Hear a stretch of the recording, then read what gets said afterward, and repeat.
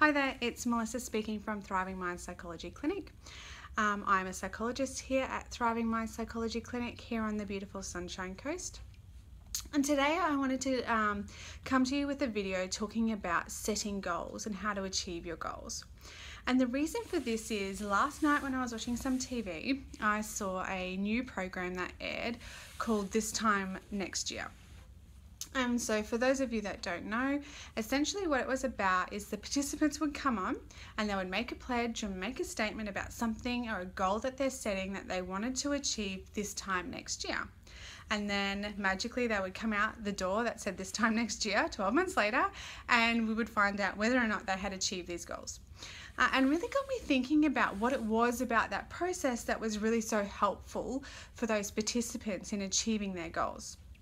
And so for me, I think it really comes down to setting SMART goals. So I want to talk to you a little bit about what are SMART goals and how to do that. So SMART basically just stands for or helps us remember how to set some goals. So S stands for specific. So in the context of this show, we can definitely say that the goals that these participants were setting were quite specific. They were very clear in coming out and saying exactly what it was that they wanted to achieve the next year. So by making it specific, what that means is you then know exactly what it is that you're wanting to work on. So rather than just saying, I just want to get fit, well then you need to be more specific and what does that actually look like for you? How do you actually achieve that? How do you know when you're fit? Okay, so very specific goals. And these people were certainly coming out with some very specific goals. So from memory, one was they wanted to climb the Sydney Harbour Bridge, or they wanted to be able to pull an aeroplane, or they wanted to participate in a bodybuilding competition. Very specific. So the M from SMART relates to being measurable. How measurable is your goal? And we need to be able to measure it because we need to know whether or not we've achieved it.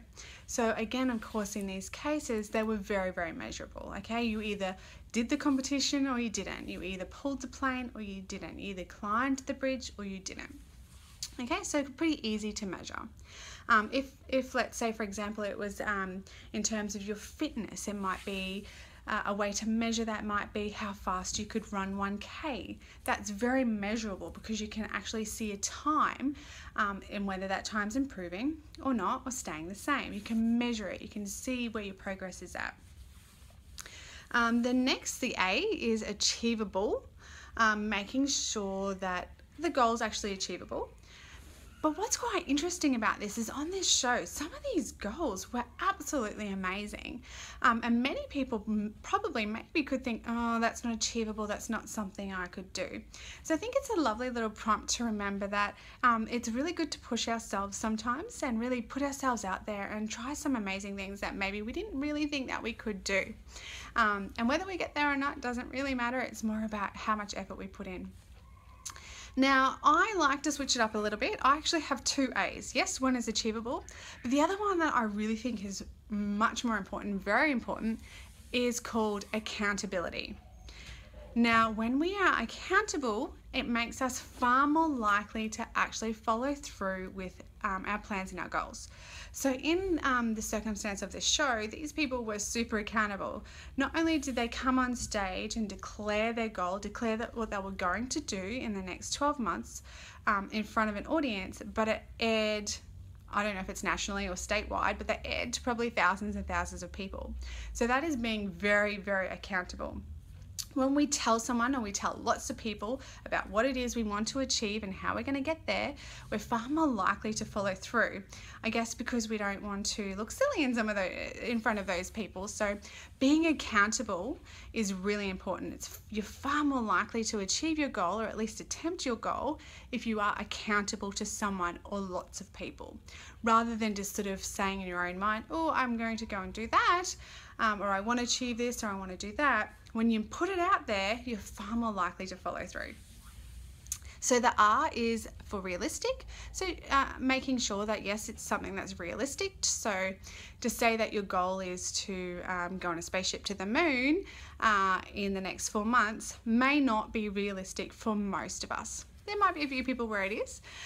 So making it realistic, something that it's, you know, you're actually probably going to be able to work towards. It's something that it can happen. And the last one is time-based, T for time-based. So essentially it's setting a timeline, giving yourself some timing in terms of when is this going to occur. And again, in the show, that certainly was the case because it was 12 months. In 12 months, I will do this. So that is definitely being time-based. So just to recap on that, so we have SMART goals. S is for specific, M is for measurable, A is for achievable and accountability, R is realistic, and T is time-based. One more thing I wanted to have a talk about that I did find really interesting is how we actually present it, how we say it, and what we do with that. So these people came on the stage and they said, I will do whatever it was by this time next year. Very specific, very definite, very concrete. I will do it. Not, oh, I would like to do it, or geez, wouldn't it be nice if I could do that, or I will try to do this. I will do that. So I think that's a nice little message to take from that. In terms of setting our goals, we need to commit to them. The more we commit to them, the far more likely we are to achieve them. So I hope you found this really helpful. I will be writing a blog on this, so it will all be written down if you want to go back and have a read about SMART goals and how to hopefully achieve your goals, or at least work towards achieving your goals and your dreams. So thank you so much for listening, and I will talk to you again soon. Bye-bye.